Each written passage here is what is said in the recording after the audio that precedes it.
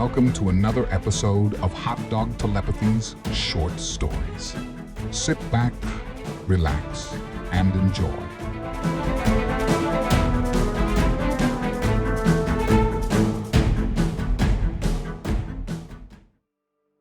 Welcome to episode 8 of Hot Dog Telepathy's Short Stories.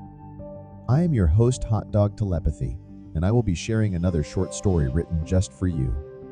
This week, we have a short tale about being nostalgic and taking time to think back on your memories of family and friends. Taking the time to reminisce with them before they are gone so you can relive the fond memories together. But you didn't come here to listen to me talk, you came for a story. So let's sit back and listen to episode 8, Memories.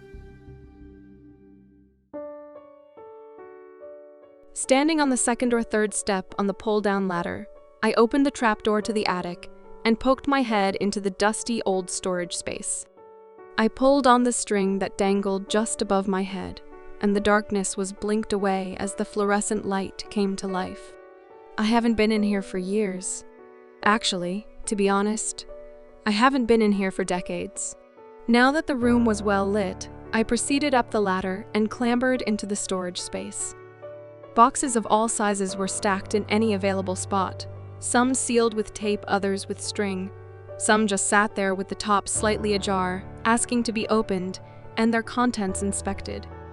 Dad had just passed, and Mum wanted me to find his old trench coat so he could be buried in it. Usually people are buried in nice clothes. But as Dad lay in the hospital bed, knowing that he only had a few days left, he specifically asked for his old coat. He was wearing it the day that him and Mum met, so even though he never wore it anymore, he was never able to get rid of it. It was special to him. He said it was the coat he wore to the first day of his life. Mum and Dad were married for 50 years.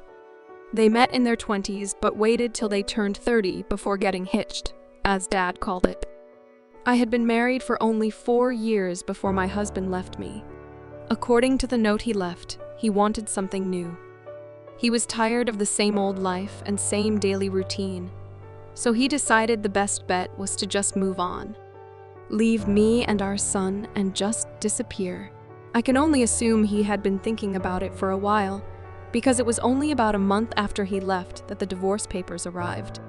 He took nothing with him other than a few clothes and asked for nothing in the divorce. If he wanted a clean break and a new life, then this was how to do it. Sever all ties, take nothing from your previous life, and go.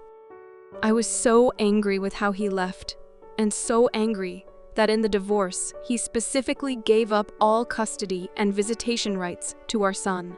Fine, if you fall out of love with your partner, that happens all the time.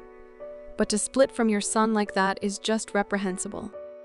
My father, on the other hand, had so much love, so much compassion and giving. I had no idea of where this coat was going to be, so I had to just open boxes until I found it. The first one I checked had an old apron in it that he wore when he barbecued. I held it up and ran my fingers across the fabric. There was a stain and a large burnt section at the bottom, where it had caught fire one day. The memory was so old but so vivid, holding that apron. It was like the fabric had the memory embedded in it, and touching it transferred that memory to me. I remember him standing at the barbecue, and as he turned the sausages on the grill, one squirted a spray of fat over his apron.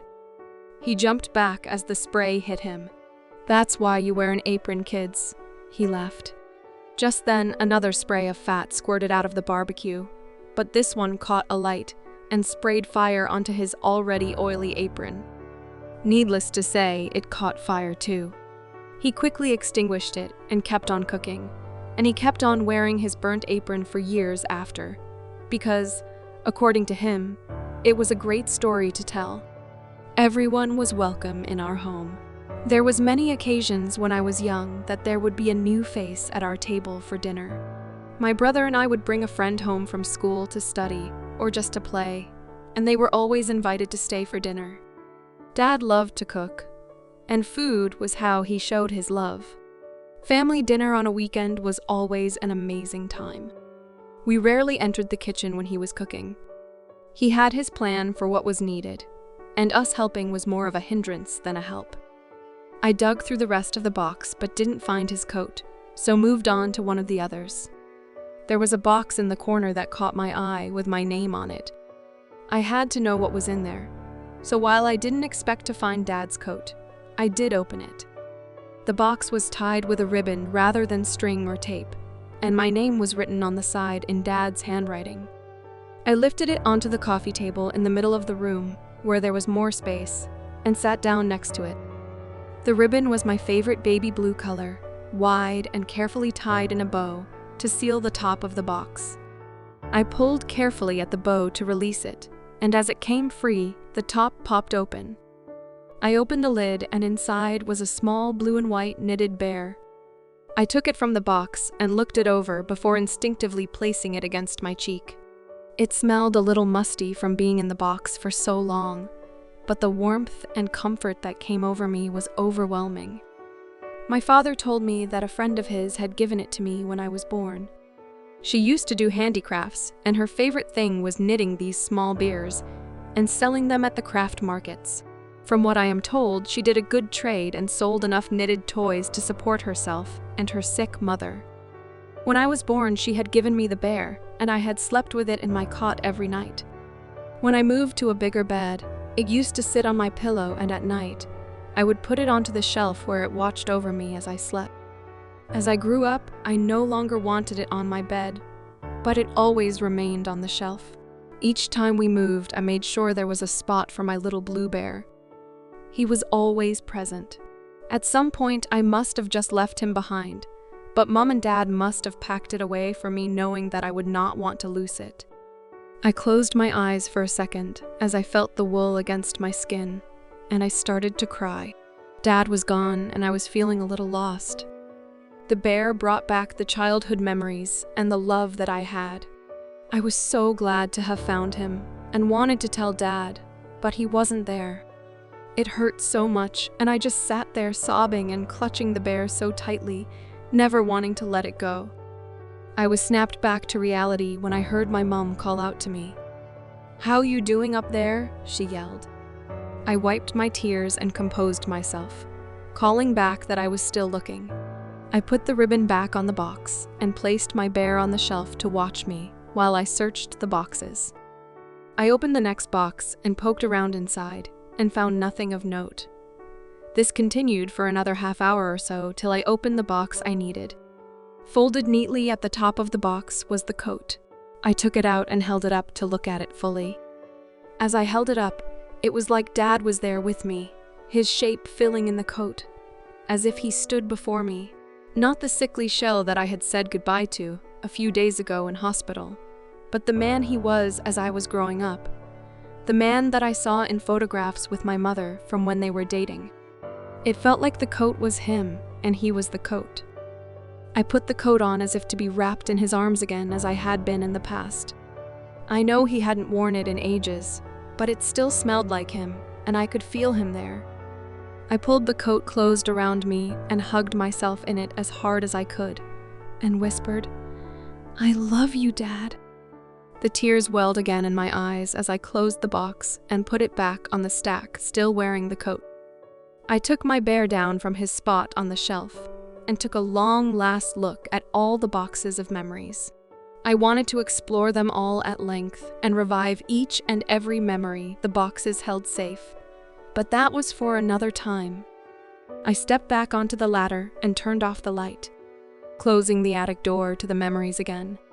As I stepped down and turned around, I was face to face with my mother. She saw the coat and burst into tears.